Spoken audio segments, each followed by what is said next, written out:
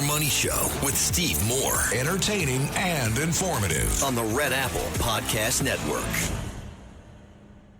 Folks, we're back. This is the More Money Show. We finally tracked down my good friend John Evans. This is really important stuff, folks. I think one of the great tragedies of our country right now is what's going on in prisons. We're not rehabilitating people. There are a lot of innocent people in prison, and all we are doing is creating a lifetime criminals, basically. That what we're training people in prisons to do is become a lifetime criminal. There are exceptions to that, but John, well, first of all, thanks for coming on. You're worth promising people. First of all, tell our listeners, John, about these recidivism rates, because they are so tragic.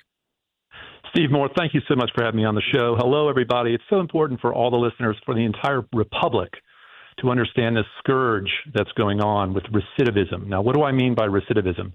When you go into prison, you've committed a crime, you go to prison, and then you are released, you've served your time. 83% of the time, Steve Moore, folks will be returning to prison. In other words, they will reoffend. That's and that basically is just morally reprehensible. That's basically 6 out of 7 of the Yep. prisoners up back in prison. So they're not being rehabilitated. Yeah, rehabilitation is a joke. It's a prison. It's not a rehabilitation. And we look at parts of Europe, Steve, and we see recidivism rates as low as 5%. So why? We've been missing the mark here. What's the difference? I mean, why are our prisons not? Look, we all believe that if people commit a heinous crime, they should go to jail and they should go to prison. We want to keep, violent people off our streets, of course. Right. But why is it that we're not succeeding in building a better life for, so that when they come out of prison, they can, lead a normal life? Well, that is an enormous question. And here's part of the answer in short. Remember when we were in high school, way back in the day, we had a thing called shop. People learned how to work with their hands. That has been dropped because their entire country has been moving towards, let's send everybody to college. Let's send everybody to college. And that's noble, but it's off the mark because we need, as you know, Steve Moore, better than anybody, there is a radical shortfall of tradespeople. So what has happened is these people have dropped out of society. When in high school, they lost the chance to learn how to do something that is additive to the republic. Okay, and so they got themselves into trouble. They did something stupid. They end up in prison and they rot. Again, more than 4 out of 5 times we're seeing recidivism happen. So it is a lack of proper coaching and showing them the way, giving them true hope. And Steve, what I mean by hope is not wistful hope, like I hope I win the lottery later. I mean a plan, a trade, something they can do. Right. But there is great news afoot, and that is this idea, this miracle of virtual reality training. When you're having a baby, there's a lot on your mind. At Northwell's Staten Island University Hospital, you can rest easy with our reimagined labor and delivery experience. Our new Grapuso Women and Newborn Center provides private suites, overnight accommodations for a loved one, and a top-level NICU, all powered by the team that cares for the most moms and babies in New York. It's care made for Staten Island and made for you. Visit northwell.edu/newbaby. Staten Island University Hospital. Raise health. This episode is brought to you by LifeLock. When you visit the doctor, you probably hand over your insurance, your ID, and contact details. It's just one of the many places that has your personal info.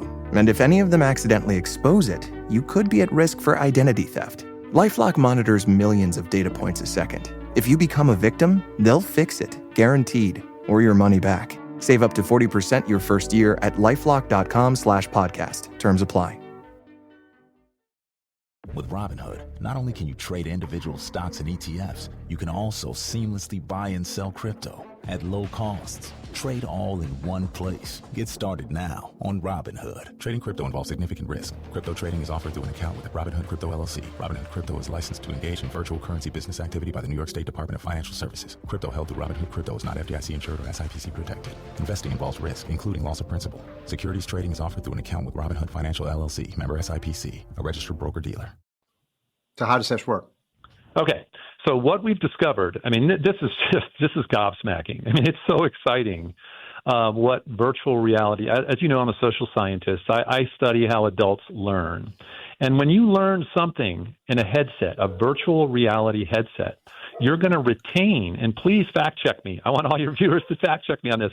You are going to retain 83% more of the content. I mean, it's breathtaking. So to wit, Steve, our head of education just called me. She was so excited. Just before the show, she said, John, we have a guy, an inmate, who was reading at the kindergarten level. This is a 23-year-old male. He's reading. Most of our inmates, one half, Steve, are illiterate, functionally illiterate. This guy was reading at the kindergarten level. After 5 days in the headset using adult phonics, he's reading at the fourth grade level. 5 days. Another example, if you want to become an electrical helper making somewhere between $17 and $22 an hour, it's going to take you somewhere between 12 and 4 weeks to learn how to do that. With the virtual reality headset, that gets compressed down to 5 to 7 days. So we're disintermediating, that's a fancy word, sorry, but we're moving all the distractions when the student is learning. And here's the big one, Steve Moore. This is huge. I want all your listeners to get this. We are removing shame from the learning process. Shame is the biggest killer when you're trying to learn, especially when you're an adult. What do you mean by that? Shame? What does that mean? Shame. Yeah. I know what shame is, but yeah. So this is what I mean specifically. So most of our inmates, and by the way, here's a stat for you. You love statistics more than anybody, Steve Moore. We have 5% of the world's population. We have 25% of the inmates. I want everybody to digest that. We have 5% of the world's population, while we have 25% of the world's inmates. Okay, so back to your question on shame. Okay, most of our inmates were shamed in junior high and high school, so they dropped out. Why is that? They're kinesthetic learners by and by, Steve. That means they learn with their hands. They're made for the trades. And we dropped shop classes. And that was egregious. That was stupid. A terrible move for society. So these folks, these inmates, they have nowhere to turn. And so they're being giggled at when they get their English paper back and they get a D- again. And they get laughed at. So they retain these scars. We all have them from childhood in different manners.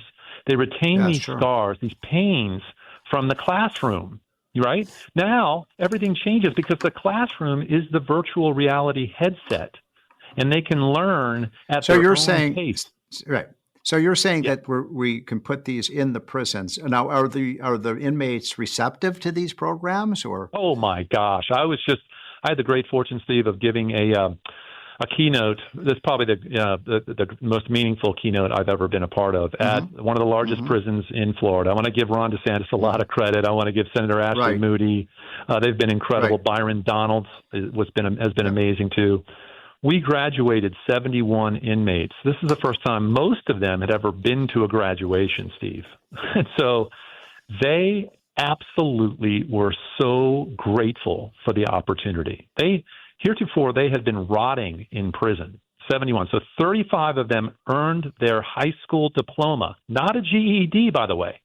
A GED has an anemic 2% success rate with inmates. But with our headset, with virtual reality headsets, you learn at your own pace. You learn asynchronously. We have a 95% success rate. So I'm telling you, at this prison in Central Florida, 2 weeks ago, I thought the roof was going to come off. I mean, the gratitude and the energy in this room. Now, listen, I want to underscore a very important point for your listeners, Steve. You said it at the outset of this interview, for which I'm very grateful. You said this is not about being soft on crime, and this is not being soft on crime. There are certain people that should be in prison and stay in prison. You know, God be with them. But the lion's share, by and large, in my experience, what we see in the data is that we have scores of people that are rotting, and it's heart-wrenching. Yeah, it's really is. It's pathetic. It is, and I know exactly what you're talking about, firsthand knowledge of that. And look, a lot of these are kids, right, that maybe committed a bad crime when they're 18 or 19 years old, and they're still in prison when they're 28 years old, and then they get out and they know nothing. How could they possibly assimilate back into society if they have no skills, no friends, and so this provides them a second chance. That's exactly right. There's a very famous study that, and all your listeners, please, if you have children or grandchildren, please hear this. You will become the expectation of your 5 closest friends. You will become the expectation of your 5 closest friends. So to your point, Steve Moore, what you just said, you've done your time, you come out of prison, you have no skill. You have no skill heretofore. So what do? You go back to your boys or your gals, and you hang out on the street corner. And all of a sudden, you know what? Mm-hmm. Hey, if I just do this one run, this one drug run, I can pick up $5,000. Right, and there right. and then it slides, and the whole thing goes down. Boom, you're back in prison. That's right. That's exactly right. So, this is so important. I mean, we do want our prison to punish. But we also want our prisons. You said rehabilitation is a joke, and that's sad because what we're getting is high rates of. We're not solving the crime problem; we're making it worse. That's right. That's exactly right. And think about economics. Selling that to Steve Moore. AI is here, right? So AI is going to be displacing a lot of jobs. You know what's not going to be displacing? Technical jobs, like an electrician coming into your home, a plumber, an HVAC person. So this is prophylactic for AI, which is, again, coming. Whether we like it or not, this tsunami is upon us. This is a great solution. So, and if anybody wants to hear just a tremendous podcast from one of our co-founders at Promising People, please take a look at, have a listen to A New Lens with Common Good Capital. It's episode 73, Common Good Capital, A New Lens. And you'll hear one of the most bone-chilling interviews you've ever heard about how sclerotic and messed up our penal system is. But with leaders like you, Steve Moore, and Ron DeSantis, we can make a difference, man. We can do it. There's hope. And it will we all believe in second chances in life, and everyone has made stupid mistakes in their life. And so look, there are some people are just rotten people that we got to keep them behind bars because they are threats to the American public. But we're not doing anybody any good by keeping them in prison a long time, letting them out. They have nothing, no skills, no friends, no family, and of course they're going to go right back into a life of crime. Give them the skills, and a lot of them will become productive citizens. You got it. And listen, I don't know how political we want to get on this show, but I gotta give a shout out to President Donald J. Trump. I mean, he expanded the scope of Pell. Oh my gosh, Good. He expanded the scope of Pell grants to help to cover. We call them returning citizens. Okay, so now if you want, let's just say the spirit moves you and you want to give $200 to PromisingPeopleMissions.com. That's our shameless plug. PromisingPeopleMissions.com. That $200 will that's going to unlock $50,000 worth of Pell funding.